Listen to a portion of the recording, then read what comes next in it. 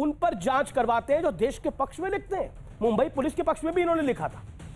आइए मैं अपने पैनल से आपको इंट्रोड्यूस कराता हूं। आज संबित पात्रा मेरे साथ जुड़ रहे हैं, भारतीय जनता पार्टी के प्रवक्ता, मणिपुर के प्रभारी, बड़े दिनों बाद वापसी कर रहे हैं आर पार में। मेरे साथ अभय दुबे हैं, कांग्रेस के प्रवक्ता, ये भी बड़े दिनों बाद आज आर पार में आए हैं।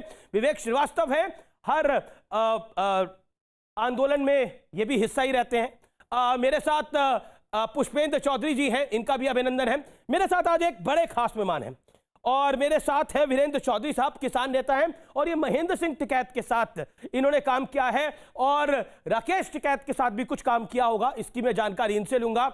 लेकिन आज शुरुआत आपसे करता हूं मैं। वो मना कर रहे हैं कि मैंने राकेश टिकैत के साथ काम नहीं किया, मैंने महेंद्र सिंह टिकैत के साथ जरूर काम किया है। मेरे साथ कई मेहमान हैं, लेकिन आज की चर्चा मैं शुरुआत करता हूं विवेक श्रीवास्तव से। विवेक जी। हाँ जी बोलिए साहब। हाँ माशाअल्लाह, बड़े फ्रेश लग रहे हैं आज, आप बहुत स्मार्ट भी दिख रहे हैं। एक सवाल में आपसे फ्रेश हैं। बिल्कुल बिल्कुल बिल्कुल, एक सवाल मैं आपसे पूछ लेता हूं। ये आंदोलन में किरदार भी वही रहते हैं, टारगेट भी वही रहता है, लेकिन आंदोलन का नाम बदल जाता है। आपको राकेश टिकैत सीएए में शाहीन बाग पे बैठे कब दिखे थे? आप जरा ये बता दीजिए मुझको। या बालकरण सिंह बराड़ आपको कब दिखे थे कि वो बैठे हों जब लव जिहाद के खिलाफ कुछ लोग इकट्ठा हुए थे? तो किरदार सेम कैसे हो गए सर? इस बार किसानों का आंदोलन है और शाहीन बाग अलग लोगों का आंदोलन था। जो अपोजिशन पार्टीज होती हैं, चाहे कांग्रेस हो या कम्युनिस्ट हो, और कुछ राज्यों में बीजेपी, जो जो मुद्दे उठते हैं रूलिंग पार्टी की तरफ से उसकी मुखालिफत करते हैं कई बार। तो ये तो डेमोक्रेसी का प्रोसेस है। अब इसमें क्या दिक्कत है मुझे आप बताइए। अच्छा, अभी आपने डेमोक्रेसी की बात करी। देखिए आपको मैंने आज पहली बार मैंने आपको डिबेट को ओपन करने का मौका दिया, आप उसकी तो लाज रखिए। मैं आपसे एक और सवाल पूछ रहा हूं, अगला सवाल भी आपसे। आपने भी डेमोक्रेसी का एक पूरा भाषण दिया था कि डेमोक्रेसी का ये हिस्सा है। ये लता मंगेशकर और सचिन तेंदुलकर भी लोकतांत्रिक देश में रहती हैं या फिर मुंबई अलग भूभाग बन गया इस देश का? उनकी जांच किस बात में करवा रहे हो? तो कभी नहीं कहा। आप डेली नरेंद्र मोदी के बारे में, आप डेली नरेंद्र मोदी के बारे में, बीजेपी के बारे में यहां पर कई ऐसी बातें कहते हैं जो सच भी नहीं होती। आप पर कितनी जांच हुई है अभी तक, बताइए मुझे। लगातार आप हर चैनल पे बैठते हैं, डेली ज्ञान देते हैं। बताइए जी।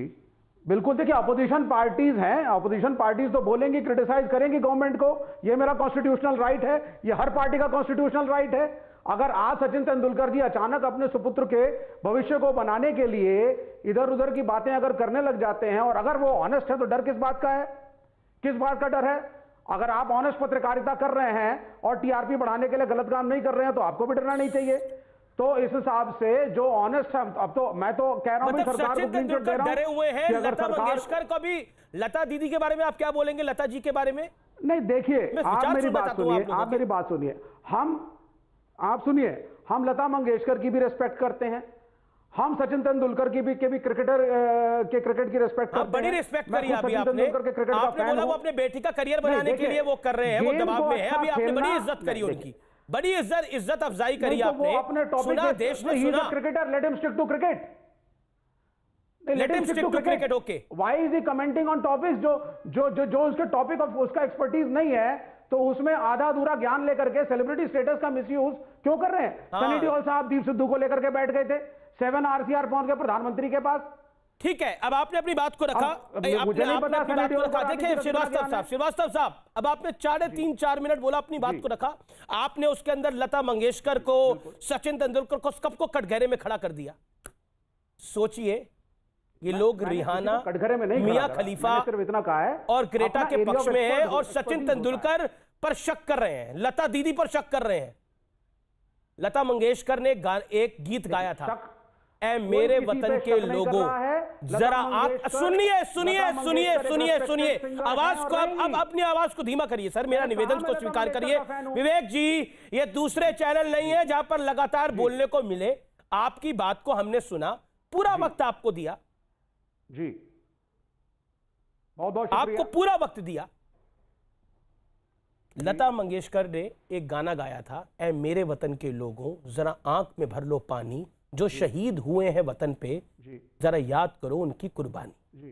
हालांकि जो लता दीदी ने गा दिया, वो देश का कोई भी सिंगर उसको बेहतर नहीं गा सकता, तो मैं भी क्या कहूंगा। लेकिन आज वाकई मेरी आंख में पानी है।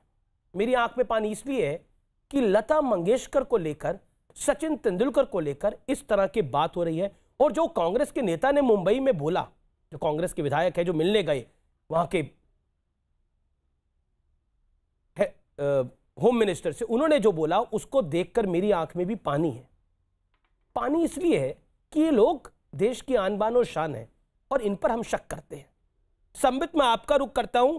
कुल मिलाकर आंदोलन बहाना होता है, निशाना नरेंद्र मोदी होते हैं और अल्टीमेट ऑब्जेक्टिव होता है देश की छवि को खराब करना। अगर कोई देश की छवि को सुधारे तो वो बिक चुका है।